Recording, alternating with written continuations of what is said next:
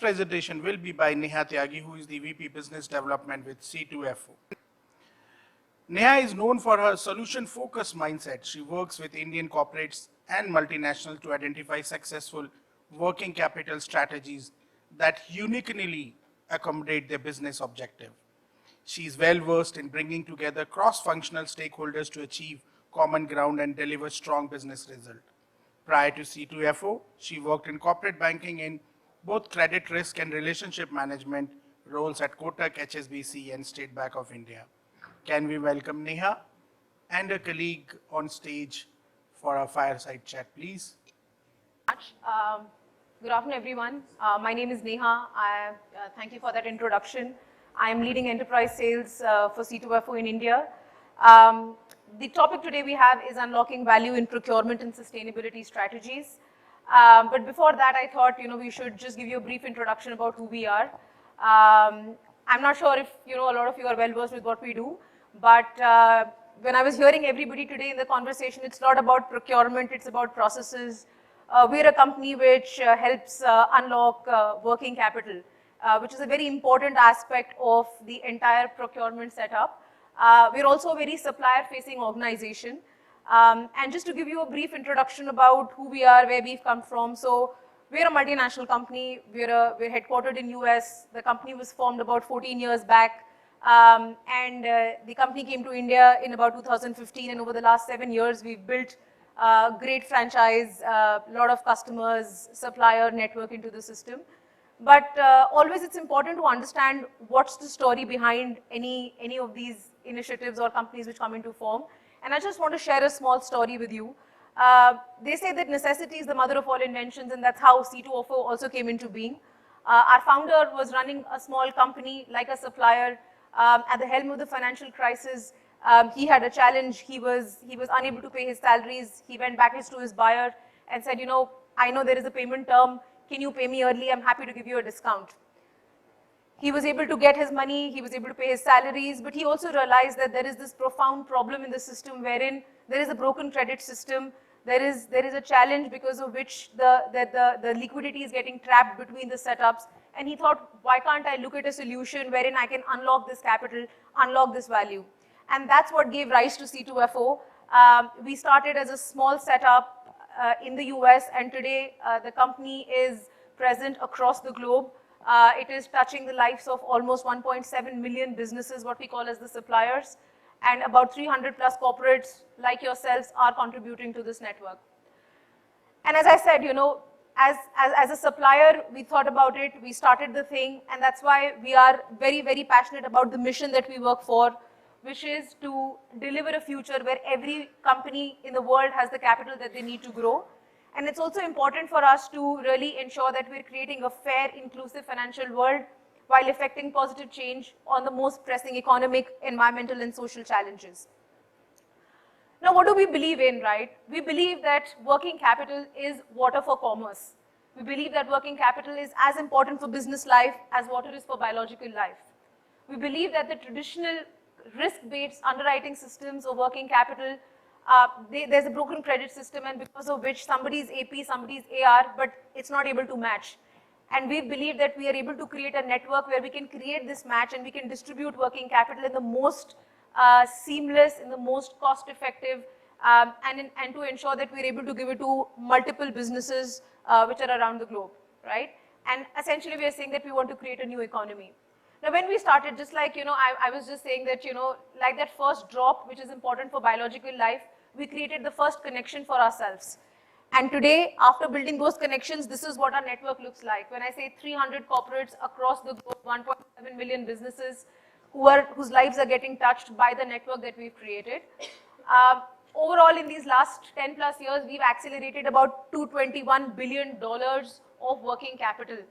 Now, we also look at that in terms of the impact that it creates on the lives of the suppliers, but also the kind of jobs it creates. A lot of suppliers are small and medium businesses, which are a very critical part of our GDP. But they're constantly crunched for liquidity, they're constantly challenged for liquidity, and jobs and all these aspects are getting impacted. So that's one of the missions that we are on. We want to ensure that we're able to provide liquidity in the hands of businesses. We work with about 73 of the Fortune 100 companies. We've got multiple currencies. As I said, we built from that drop, but as we went on with customers like yourself, we learned on the journey. And on this journey, we were able to create this beautiful network, which has now been able to match almost 1.6 trillion of AR and AP across the globe.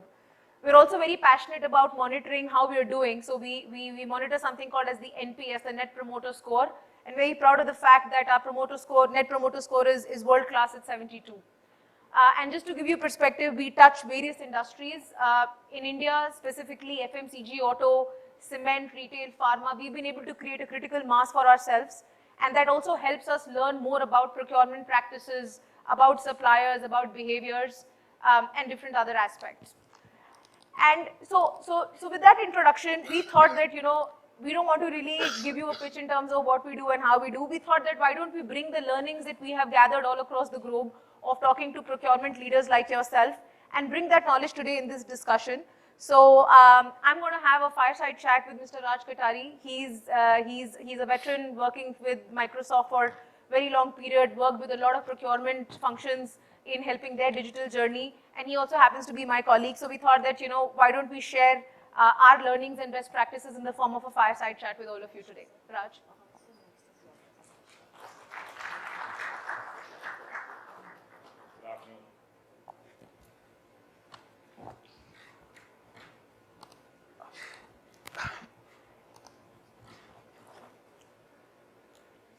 Great, thanks Raj. You want to just give a quick intro for yourself so that then we can start? Yeah, sure. Good afternoon. Audible? All right. Yeah, so I'm 𝗏𝗏𝗫𝗏, been with C2FO for a year and a half, but I've made my career at Microsoft. I was heading various functions and product heads across India and Asia Pacific. So as part of that journey, we've been working with a lot of large enterprises, simple, plain vanilla digital transformation, but also on the other side, very complex digital stories and new innovations that have been enabled by us across Asia Pacific. And that's a lot of experience which comes to me to understand what is it that this audience is thinking about, what is of priority, and the idea is to see if we can share some of those experiences back in this audience. Great, thanks Raj. So, to start, Raj, we have a lot of procurement leaders in this room today. So as we see the procurement as a strategic enabler at the leadership table in an organization, what sort of role do you think procurement leaders are playing today? See, I'll give a little bit of a background, right? In the industry, there is this topic around how do we create a lot of customer centricity as a core stickiness for our business, and that's a strategic enabler of how our business continues to thrive and grow. We were recently in conversations where I heard a brilliant argument about if you were to enable supplier centricity as a core strategy, that would in turn enable one of the best possible customer centricity for your organization as a whole. Now, what does that mean, right? This is an argument which says, if you do what you do right from a procurement point of view with your supplier organizations, you are able to do those kind of strategic enablements for the company at a whole, which is much larger than just procurement by itself. So it's not just about how do you help increase the top line, how do you help do cost savings, how do you do risk mitigation, which is a part and parcel of everything that you do, but how do you do then things which are uniquely positioned that only procurement could do. Now, one specific example in this context is, if we think about the last 2-3 years, everybody's talked about it enough and more. There's been COVID, there's been a war, there's a lot of inflation. Now, just take inflation as an example, right? You have a lot of increase of raw material, your input costs are increasing, but the way you're going to sell what you're going to sell, it's very difficult for you to keep increasing that sale price, right? There's an organizational strategy around, if my input goes up more than a certain percentage my business allows, do I then just go and increase my sale price? Is that the best strategy? Because if you do that, what is the impact in the market in terms of loss of, example, market share, right? Is it more cheaper for me to absorb that cost in other ways? Or is it more cheaper for me to reacquire that market share when the market and the costs have become normal? And the largest argument I've heard in the last 1 or 2 years is the cost of reacquiring the market share is way higher than the potential loss of revenue you have by absorbing the input costs, right? Now, whose strategy is it? Whose purpose is it to kind of think about that larger organizational priority? Because this is how you have to, as a company, exist. And the question then is, how is procurement able to strategically enable that conversation by providing options? So I think there is a lot of business as usual in terms of what procurement do, which is risk mitigation, supplier health, think about cost savings. But there's a lot of strategic enablement in terms of these examples that you can do differently, which gets you a different seat at the leadership table. Well, that's interesting, Raj. So while you've given us a broad overview of, at a 30,000 feet in terms of what can be done, could you help us understand some more strategic levers which could be used by, procurement leaders to have those strategic outcomes? Sure. Yeah, I mean, again, I'll go back to the most common themes that we've been hearing across, and this is something I've been talking to many customers across the board, maybe at least a few dozens of enterprise organizations who kind of summarize it in this way, right? There's the usual in terms of how you do cost saving, how do you think about bringing in new sourcing, new suppliers to kind of mitigate your existing suppliers, how do you continue to go deep with your existing set of strategic suppliers, drive deeper relationships. But there's also a lot of talk about how do you then get away from the ad hoc responses versus a more sorted, standardized way of doing business. How are you doing data-led intelligence? How are you bringing in a cohesive strategy which enables a cultural change along with how you enable a data-led kind of a conversation in terms of making procurement decisions? What kind of digital tools are you going to bring into that formula to kind of enable that process? So there's a lot of that kind of examples in that piece. One unique thing which I've seen, and this is a fresh conversation from a recent large enterprise customer conversation, is how they think about in these kind of times driving a lot of cost optimization, right? In this particular example, there's a story of, I've got a certain pay terms with a set of suppliers, and that's running at a certain level. I've got access to cost of capital at a certain percentage. Do I understand which of my suppliers who are strategic, I can manage to give them payments at a certain pay terms, and by doing that mix and match, can I continue to extend my pay terms to a desired level, which is then allowing me to do a optimization of the working capital on my side, as far as giving access to capital to the supplier on the other side. So there's a win-win formula in both of this. A simple example is, okay, there is a standard pay term of 60 days. I'm going to pay you early. And in exchange for paying early, because you know you're going to get it at a very competitive rate than what you would normally do yourself, I would probably look at renegotiating my number from 60 to closer to a 90-day strategy. But the sweet spot here, I don't think it's going to work across the board. In this example, it made a lot of sense because they had access to cost of capital. In many scenarios, it was lesser than the cost of capital of the supplier from their regular sources. And thereby, that formula made sense. So just a few examples of ideas on how you can continue to drive that kind of a change. Thanks, Raj. So you touched upon one of the aspects which talked about the culture, right? Procurement function does not operate in isolation. There are many other departments that you touch. For example, you talked about cost of capital, so there is finance, it's about revenue, there's business, there's procurement, and many other functions that you touch. So how do you look at the whole, concept around how would the procurement function look to influence or rather create that right environment to facilitate some of these strategies that you've talked about? Yeah, thanks, Neha. Probably that's the number one question which I have personally faced as a challenge many times, but also the largest part of a conversation at any customer organization for us has been, okay, here's a digital solution, it's going to make sense. but that's not your only decision criteria for you to decide if you're going to go with it or not. The first fundamental question was, so what's your strategy? Okay, here's my strategy. Good. Do you have a way of how you're going to make it happen, and what's the largest dependency? And it always came back to people. And this is a universal topic. I don't think it's just about a procurement conversation. You could apply this across the board. Doesn't matter in which function you're going to do, but about what are the steps we are taking to make sure we have the deepest possible alignment with all the underlying people, not just at a decision-making level, but also at an enabling level, and how do we bring them along into this decision-making process?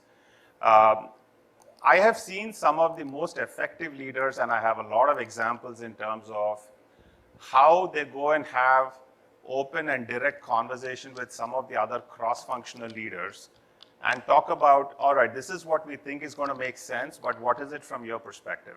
What are your priorities? Is what I am doing aligned to your priorities? And most important question is, then can we find a joint path which is going to allow us to create a win-win formula for our collective outcomes, right? Wherever we've seen that kind of a conversation, we've seen the impact to be the highest possible. Now, I have a couple of examples where even in a procurement organization, there are leaders who take that kind of a cross-functional, cross-organizational responsibility of aligning. Think about a CFO, think about a CIO, it's not an IT leader's job to think about digitization in procurement alone, right? It's not their job alone. The procurement organization is the one who's more impacted. But how do you then take that position and drive that conversation across the board, make sure there are common win-win strategies and alignment of mindset, alignment of people in terms of the enablers who are going to make it happen? Do you have the right abilities to educate them? Do you have the right abilities and systems and processes to continue to do that on a scale, on a repeatable basis? Wherever these founding principles of win-win formula and the right enablement of the people underneath are there, we've seen them to be the strongest abilities to influence across the organization for a common purpose. Interesting. Now, shifting gears a little bit to, in another theme which is important for us, which is sustainability. It's a hot topic for leaders, government, corporates. Can you help us understand that how would procurement teams, what should they do differently to have a razor-sharp focus on this uber-critical topic? From a procurement organization's perspective. Like one question which came up in our mind was, and this came up after talking to a lot of suppliers, was, hey, you've asked us to follow a lot of your sustainability norms and checklist. You kind of make it as a rule of doing business with you only if I were to meet these checklists. That way you know that I'm having the right sustainable practices. If that's the cost of me doing business with you, is there anything you can do to kind of reward me in this process because I've made all those incremental investments, right? There's also this concept out in the market. If a non-sustainable product is getting you X income or revenue, a sustainable product, customers are willing to pay maybe a variation of 5 to 10% more as long as it is able to meet the non-sustainable product outcomes. But because it's sustainable, it is certified, and you know it is a process which is done in the right way, that extra premium is available on the table. So the question really is, what do your suppliers, this is the component the procurement leaders actually play a big role, right? What aspect of that sustainability strategy is actually lighted up by the role that your suppliers play? And if that process is clear, we can then tie back to that overall health of that supplier. Are you going to give an incentive to them? Are you going to give them a differentiated pay term? Are you going to give them a differentiated business strategy and a negotiated contract? Are you going to then, if that is the way they're going to do business with you, how do you think about their overall health and performance in relation to them enabling sustainability for you? That has become a central core strategy to some of the leading organizations because of the heavy dependence on suppliers to enable their own sustainability outcomes. Now, I'm not going to prescribe what is right for everyone because sustainability means a lot for everybody in different ways. But I think it's important to take that organizational policy, cut it down to your individual priorities and make that relevant to yourself. I've just given you an example of how that works in some companies. Sure, thanks. I think we're just on top of our time, but thanks, Raj. I think very wonderful overview that you've given on the themes. Just to give a conclusion of what we just talked about, we totally believe that without doubt, procurement is a very important role to play in promoting positive growth and sustainability in the supply chains. How you do what you do with razor-sharp focus on customer centricity, supplier centricity, consistency, risk mitigation, digital agility are the important aspects. In order to effectively execute, it is essential to support the real true partners, which are the suppliers, and ensure that we're bringing them onto the sustainability, not only just from a compliance standpoint, but really hand-holding them and helping them come up. There is a saying that, we need to be doctors and not police in terms of the relationship that we have with our suppliers. So with that, we would want to conclude our session. If there are any questions, we'll be happy to take them. Thank you, Neha, for your time and presentation.